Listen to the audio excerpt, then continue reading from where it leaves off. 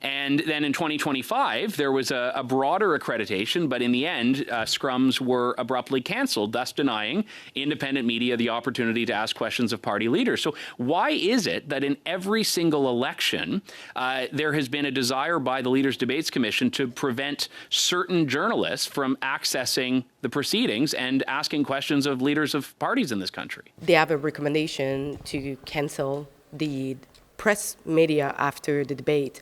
They cannot actually deal with independent journalists. Mm-hmm. You actually interacted about it.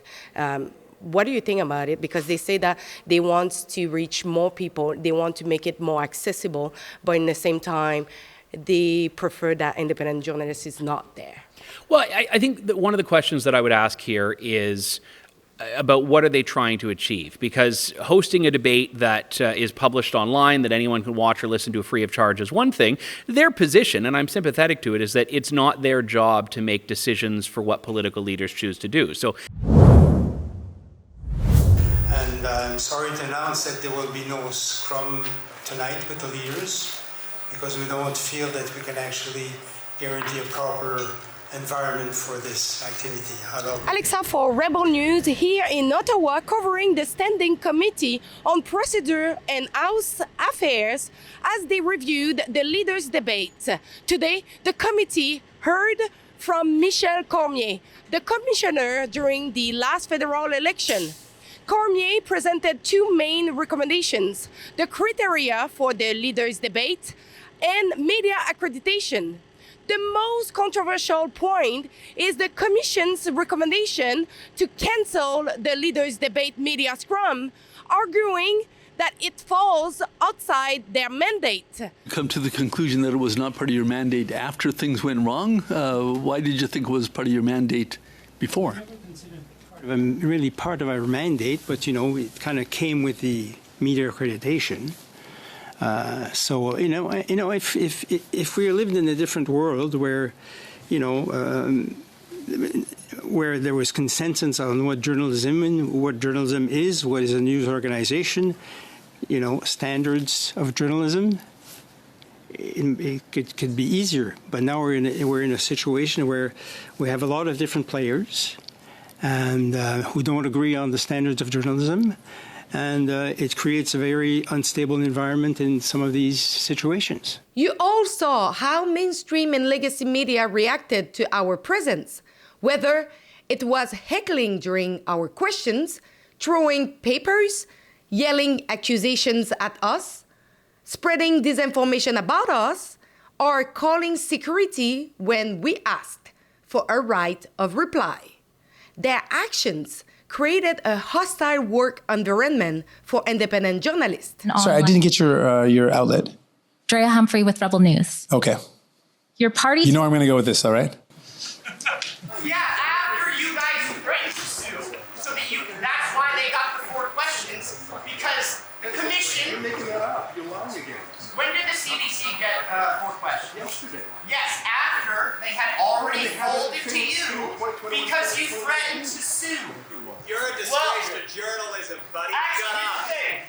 I can do the job of one of me can do the same job. You clearly need 5 reporters to do.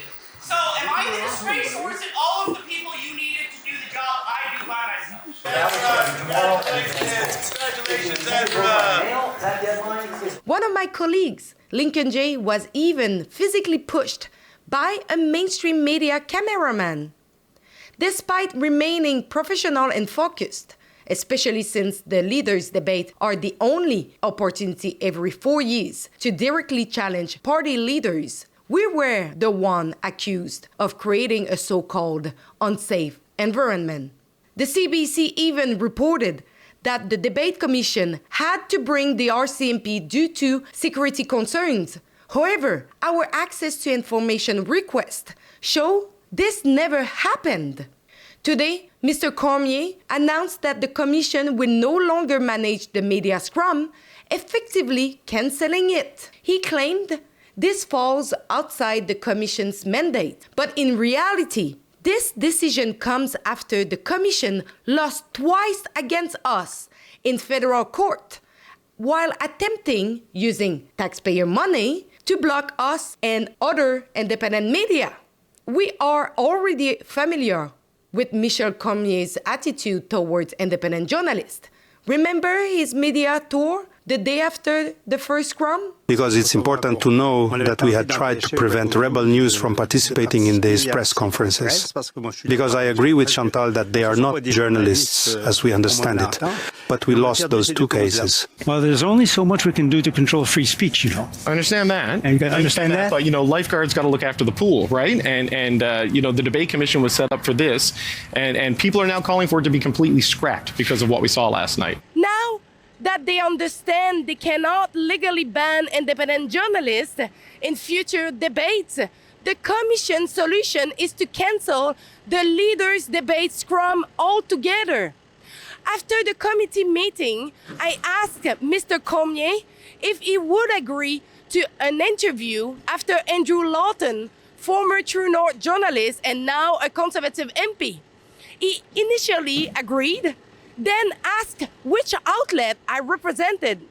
Moments later, Mr. Cormier exited quietly and cowardly to avoid our interview. Vous êtes avec? Avec Rebelle. Oui, ça je pensais. Est-ce que ça vous dérange d'attendre un petit 10 minutes? Je veux juste parler avec M. Lawton. Est-ce que ça vous dérange? But we did speak with MP Andrew Lawton, and here is what he has to say. You have some citizen journalists that you don't like, and you can't, even for one day for 4 years, you can't keep a lid on And it. you guys have been swearing at us and yelling at us, and you take no accountability for your unprofessional behavior. When we simply ask questions you guys don't like, that's it. And you know that the other guy was screaming at us first. You all saw it. We have been journalists, and you continue to get the story wrong. It's on video. We've been heckled, yelled at. They're throwing paper in the back. You all see it. None of you are reporting it.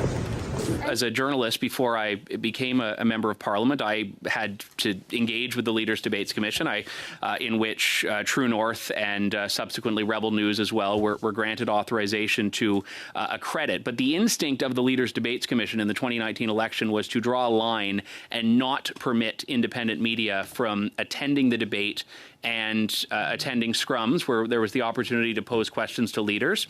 In the 2021 election, there was a bit of a different approach. Some independent media, myself included, were accredited. Some were not.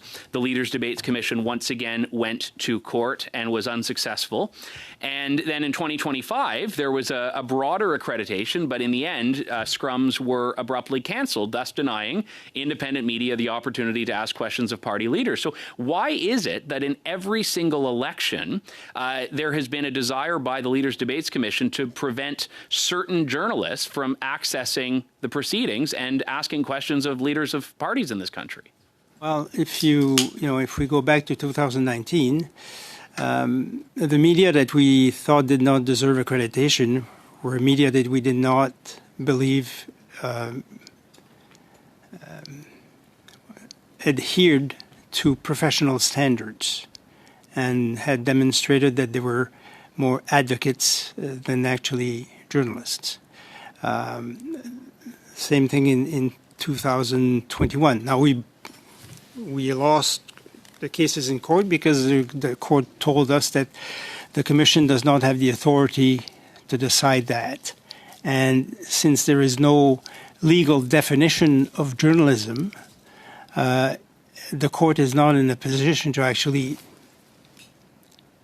solve that question. So we lost those two cases. We took stock of that, and for 2025, we decided to widen the definition of what the media organization is. If you produce content on Canadian affairs, you're in. So that's on that basis that we admitted the media. But anyone can watch the debate on YouTube or on television. The critical difference between being accredited as a journalist by the Leaders Debates Commission and not is access to the scrums. Now, I understand you're moving away from scrums in the future, but that is precisely the point here, where there was an opportunity to say Canadians deserve access to political leaders, and at every single election, the Commission has put a barrier where only certain journalists, namely, elite parliamentary press gallery journalists, would meet the criteria of what you constitute as a journalist. And when everyone was allowed in, you canceled the scrums altogether. How is that keeping with transparency? We accredited 60 different media organizations this time and a wide variety of new media. Canceled the scrums. Yes, because we could not guarantee a proper environment for press conferences. I mean, I was in that press room during the debates, and there was too much tension, too much argument. That's the last thing I wanted to do is to cancel the scrums. I believe in accountability and access to leaders, but it has become too disruptive for the public interest of the commission and of the debates, and I'm truly sad about that. But that's the case. Well, look, I think at the end of the day, we had debates before the Leaders Debates Commission existed. There was a process that worked. The question that I would ask is, are we getting anything more out of this than we were before? And I don't think we are. And we're spending a lot of money. And it's not just the debates, it's what the Commission is doing between elections. So look, the question is, what are Canadians getting for it? That's, I think, a question we have to ask with any government expenditure. And why did the government nationalize the debates in the first place? Was it purely so they could control which journalists would be accredited? Well, whether that was the design or not, I don't know, but that certainly has been the outcome. We know in the first two, in all of the Leaders Debates hosted by the Leaders Debates Commission, independent journalists have been subject to targeting to get them out of it. I was involved in this as a journalist, as were you, and in the last election they accredited lots of journalists, but we know that they ended up cancelling the scrum. So once it's government making the decisions, there's an entirely different standard than if private organizations are, and I think that's the big challenge we have to deal with here. If a private individual hosts a debate and decides to not invite someone, that's a private decision. When government's doing it, you have charter rights to freedom of expression and freedom of the press that are engaged, and I think that needs to be part of the discussion. And the Debate Commission has lost twice in a row in federal court when they tried to censor independent journalists. Should someone at the Debate Commission be fired for their repeated unconstitutional conduct?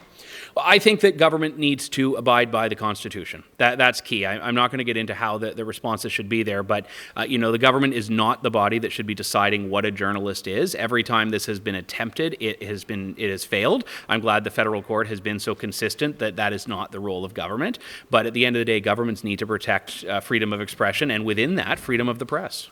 We heard it today. They have a recommendation to cancel the press media after the debate, so they cannot actually deal with independent journalists. Mm-hmm. You actually interacted about it. What do you think about it? Because they say that they want to reach more people, they want to make it more accessible, but in the same time, they prefer that independent journalists is not there. Well, I think that one of the questions that I would ask here is about what are they trying to achieve? Because hosting a debate that is published online, that anyone can watch or listen to free of charge is one thing. Their position, and I'm sympathetic to it, is that it's not their job to make decisions for what political leaders choose to do. So, I just do not believe government, if they are going to be organizing a press scrum, should be picking and choosing what constitutes and who qualifies as a journalist. And that's the problem that has dogged every single debate that the Leaders Debates Commission has hosted. Because it's really interesting when they actually mention the professionalism of those independent journalists, while never talking about the journalists who were berating to independent journalists, who were heckling them, who created the hostile environment for the independent journalists. And also the fact that in 2021, they allowed one question and no follow-up with less journalists. But this time with more journalists, they allow it a follow-up question, knowing we will not have enough time. Why they are not capable to just talk with the real facts there? Well, look, I think that one of the big challenges that I see in the way this discussion has unfolded is that whenever government's getting involved, it puts a standard on what they have to do. And again, I mentioned earlier, respecting the charter right to freedom of the press and freedom of expression, and not arbitrarily deciding who constitutes being a journalist and who doesn't. Like, it's not the role of government to make these claims. Journalism has changed. It's a lot more of a diverse industry than it was 10 years ago. You have online outlets. You have outlets that are more left-wing oriented, more right-wing oriented, and they all have a place in the ecosystem. Now, if an individual leader doesn't want to answer questions from a journalist, that's their choice, and that has happened. But, it's about, should a government body intervene in someone asking a question of a journalist or of a politician and that politician, and I just don't think that works if it happens. And if they don't actually do any media press after the debate, what will the Conservative Party will do about it? Well, look, I don't know. This is not a regular committee that I sit on. There's a lot of work that will have to be done. When I learned that the Leaders' Debates Commission was going to be before the committee, it was important for me to come and ask questions that have been on my mind when I was a journalist and just as a Canadian. I think, if anything, if we're going to have a nationalized body doing this, which I've always questioned the utility of, there are certain standards it needs to uphold, and we need to make sure that those are being followed. But each debate has actually had 2, an English and a French. Yes. So 6. Yes. So you've done 6 things in 7 years, correct? We've organized 6 debates in 7 years. Okay. And what do you do on a given day? Pardon me? What do you do on a given day? On a given day? Yes.